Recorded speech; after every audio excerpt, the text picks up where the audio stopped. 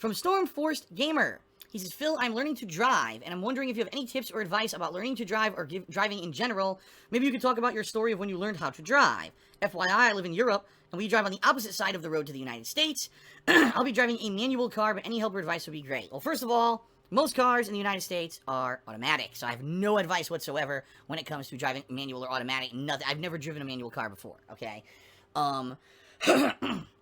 Two pieces of advice I guess I could try to give you. The first is, when you're driving, it's basically two things at once, alright? It's, number one, paying attention to what you're doing, making sure you're observing the rules of the road, using proper turn signals, stopping at the right time, being observant of everything around you, so you're hitting stop signs, not hitting stop signs, stopping for stop signs. God forbid, don't drive into a stop sign. Stopping at stop signs, traffic signals, etc., all that stuff going on. That's one half of it. The other half of it is basically trying to be a defensive driver and paying attention to all of the other assholes around you. Elderly people in the United States. A lot of the times, I understand, people are getting older, they still want to feel like they're independent, and, maybe they don't have anyone to drive around for them, but I have probably run into, at least twice a year, and this is not an exaggeration, at least twice a year, I almost get into a car accident because an elderly person who cannot fucking see properly drives at me or comes out of the lane, cuts me off, almost hits me. And I almost shit myself every time. If I wasn't super observant, I would have crashed, or they would have hit me if I didn't get out of their way. But I will say this, don't pay so much attention to the people behind you, okay? And what I mean by that, there's not much you can do about it. If there's going to be an asshole who's not paying attention and they're going to rear-end you, what are you going to do about it? You know what I mean? So, what I try to do when I drive, I pay attention to my right, my left, and what's all directly in front of me. I can't worry about people behind me. If there's someone on my ass, riding my tail, or, being stupid behind me, I just ignore it because there's nothing I can do about it, right? Now, of course, the one thing you do have to be observant of is ambulances and stuff like that. You have to have your ears open. So another good tip, don't blast music in the car. And a lot of people love to do this. They play the music so fucking loud, you can't even hear if there's like an ambulance or a fire engine or whatever it would be. Your own paramedics, whatever they're called in Europe, I have no idea. You can't hear because the music's so goddamn loud. You can't do that. You gotta be like focused on what you're doing. The only other tip is, at least for me, I have no idea again what the parking situation is in Europe. I've pretty much sufficiently been able now to drive since I was 16 when I got my driver's license till now. So almost 20 years of driving. I don't usually have to back into much at all. I know a lot of people like, I gotta back into that space. I gotta back over here. For the most part, when I'm in like a mall parking lot or a shopping center or a supermarket or whatever, I just pull in. And then, yes, you back out when you're leaving, but I find that backing into spaces is more difficult, and especially because a lot of people don't park within the lines like they're supposed to, which can make it almost impossible to judge how much distance do I have on each side if you're backing in. If you're pulling in, it's a lot easier. Backing in makes it way harder. So for me, I usually don't back into spots. If I can at all avoid it, I'll pull in straight. And it makes it easier because if you're out and you're grocery shopping or whatever, the trunk's right in front of you when you get to your car, rather than, the trunk's now in the space, I gotta wedge through the sides of these cars to bring all my groceries over there. That's why I usually do it like that too. So one of the things a lot of people complain about is, whenever I back into a space, it's tough. so don't do it. Once I got my license, I never really did it. I don't bother with it. Alright, second question. Back in 2010, you lost a lot of weight after you lost your job. What did you do to lose weight? How did you do it? I know you have back problems, and it's hard to lift weights and do other exercises, so how did you lose the weight without excessive exercise? What was your secret? I don't necessarily think it was a secret, per se. I was really overweight for multiple reasons. Number one, because I ate too much, I ate the wrong foods in excess, and I had no limitations on my body whatsoever. So, let me give you an example. When I had that office job, and I know this is going to be gross to a lot of people, I think it's gross today, but here's a perspective of one of my typical days. In the morning, I would have one of those refrigerated breakfast sandwiches you just toss in the microwave, sausage, egg, and cheese or something like that. Terrible for you, high in fat. That would be my breakfast, that and like orange juice. I would go to work and have a cup of coffee, okay? I would be working, I need another cup of coffee, and every cup of coffee, by the way, has sugar and everything in it, okay? Lunchtime, I want to go get fast food, or go get some burgers or whatever, or a big deli sandwich from the local deli, giant amounts of meat and cheese and all this stuff. Tastes delicious, insanely bad for you, okay? Dinner time. Well, again, either fast food or time for me to make something at home that typically was unhealthy. There were some meals that I would make in my microwave that were pretty bad for you. Sometimes I would make burgers and stuff like that at home. Bad for you. So it was like bad food, bad food, bad food. Oh yeah, by the way, I would also drink a lot. So I would drink at night too. I'd be drinking beers or I'd be drinking hard liquor. Like right then I used to love rum and coke like crazy. So yeah, my life was just gorging excess bad foods, okay? When I lost my office job, I changed my lifestyle completely. I basically made it, I'm only going to eat twice a day. I'm not going to do excessive snacking, nothing. When I eat, it's going to try to hit the food groups, and it's going to try to be, lean. So I started, instead of going out and getting burgers, I would go out and get a turkey burger or a veggie burger or a chicken sandwich. And not a fried chicken sandwich, grilled chicken with lettuce and tomato and maybe light honey mustard or something like that. That was what my diet drastically changed. So I was eating half as much. I was eating better. And because of that, I dropped all that weight. Immediately, because that was all excess weight from me being such a nasty lifestyle kind of person for so long. And it just kind of dropped right off my body. Didn't need exercise, didn't need anything, okay? Next question is from Victor Tryhard. He says, Phil, if you could use a time machine to phone call yourself 5 years ago, what would you say to your younger self? I mean, holy shit. First of all, there's a lot of things I would do. First of all, I would probably... Obviously say all the things about finances.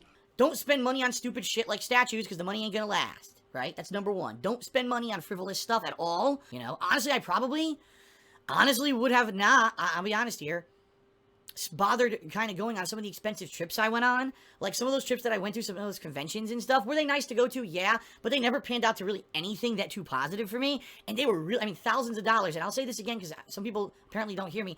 I paid for everything on those trips. Whenever we went to a convention, I paid for everyone's plane tickets. I paid for the hotels. I paid for the transportation. That was all me. So I love it when people say, oh, Phil was a cheapskate. I paid for everything. I paid everyone's way everywhere we went. So I don't know what the fuck people are talking about. They like to make shit up to make them look better. But I paid for everything all the time. So every trip we went on, I was dumping several $1,000s, if not more, for everything. And it really didn't pan out. It was fun, but it really didn't pan out to anything that, made me a lot of money for YouTube. It didn't really benefit the business that much. I thought maybe long-term it would, and it ended up it didn't. So in that regard, maybe I kind of wouldn't have spent money on that. Certainly... One thing that I would have done, which I thought I had done, would cover my bases when it comes to business relationships. And what I mean by that is mixing friendship and business always kind of leads to problems. And I was very wary about this, because I'll be honest with everyone. When I was starting out with YouTube, I had known about what had happened with Screw Attack. Many of you may not know what happened with Screw Attack. ScrewAttack.com, all right, before they even were ScrewAttack.com, they were a group of friends and gamers who wanted to make gameplay videos, reviews, all kinds of fun, creative stuff for the internet. They were very successful, but... as they were trying to change the business and expand and do all this stuff, there was a major disagreement and dissension between the ranks. It was,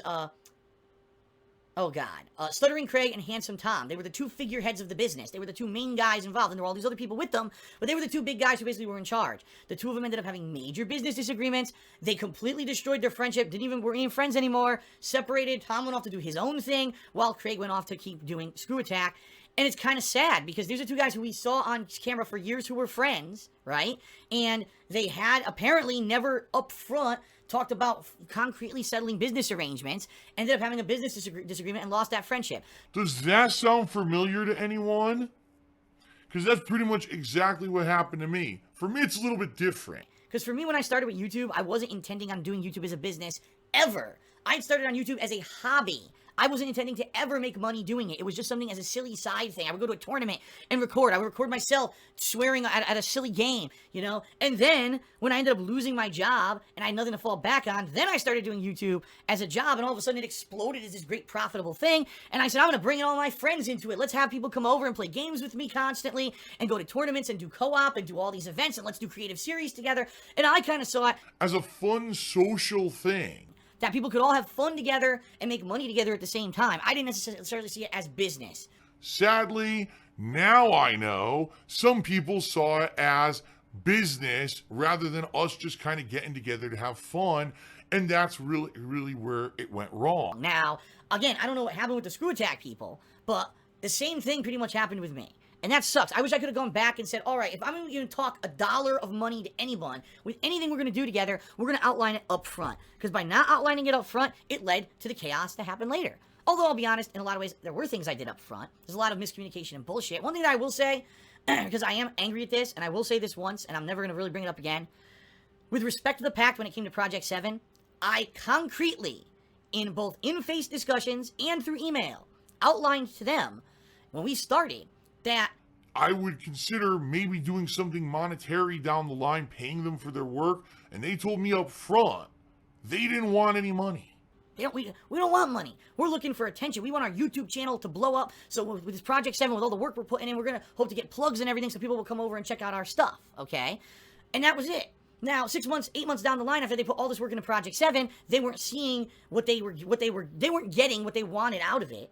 And then they decided they didn't want to do Project 7 anymore. But they weren't really transparent with me about it. And I guess basically they told everyone under the sun about this except for me that they would have liked money. Well, they never said that to me. So there was no way that I could have actually known that. Now, answering this question from Richter Tryhard, I know it's bullshit. When people tell you they probably don't want money, it's bullshit.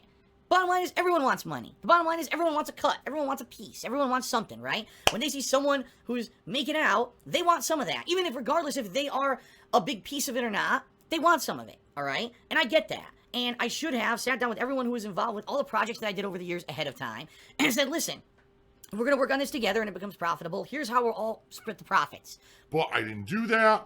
I assumed that because we were all friends, we'd be able to work it out, and it didn't work out like that. That sucks. It sucks that I lost those friendships because of bullshit behind the scenes that I was never notified of until I'd already moved across the country. But that's life, I guess, you know? So that being said, that's one of the things, definitely. I mean, I would have told myself, any relationship with your friends, you're going to bring them into business, you must hash it out ahead of time, or things will go south. I obviously would have told myself to just mellow out and not be as uptight and defensive as I have been over the years. As I've already said this publicly before, but I do feel that my initial reaction to when people were doing things like this is how you don't play videos and stuff like that really hurt me. Because back then I didn't understand that a lot of it was meant to just be silly and be fun. Versus now a lot of them aren't. A lot of them are malicious and evil and just fucking trying to rip me a new asshole and make me look like a horrible person so that no one will ever go to my YouTube channels and watch my content ever. But back then they weren't necessarily that bad or even like that whatsoever. I almost wish that I had known what they were. Because again, I don't really watch the videos. And this is how you don't play videos. I maybe watched snippets or parts of them. Never watched the things in their entirety.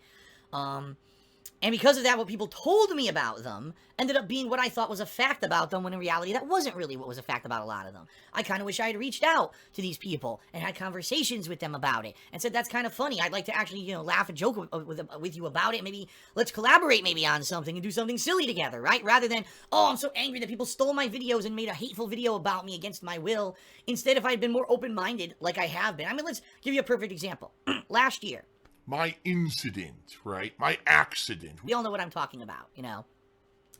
When it happened, if I reacted, oh, fuck everyone, you're all dicks for making fun of me and blah, blah, blah, blah, blah, probably would have been the end of me on YouTube. But instead I reacted in a way, you know what, it happened, you're right, let's all laugh together. People made fucking memes about it. I loved them, I retweeted them, I made them my goddamn profile on places.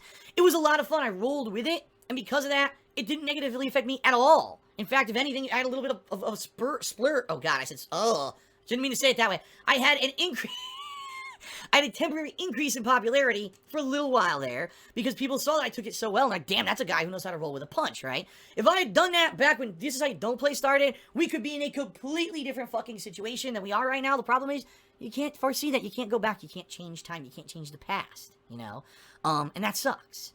Shit, I mean, I probably would have warned myself to be a hell of a lot more careful when it comes to fan art and stuff like that, because that's what led to me getting struck with all those false copyright strikes that destroyed my business, honestly, and that's why I'm in the financial situation I'm in right now. Being plain honest truth with you, that is why. Yeah, I would have maybe continued to see a gradual slow decline in my income if I hadn't changed and improved and done stuff, but that hit that I took in 2015 has permanently fucked over DSP Gaming. That channel literally is doing half as good as it did 2 years ago because of the false copyright strikes. It's bullshit. And be super careful with who you trust. There you go. Those are the 4 things I probably would have told past me.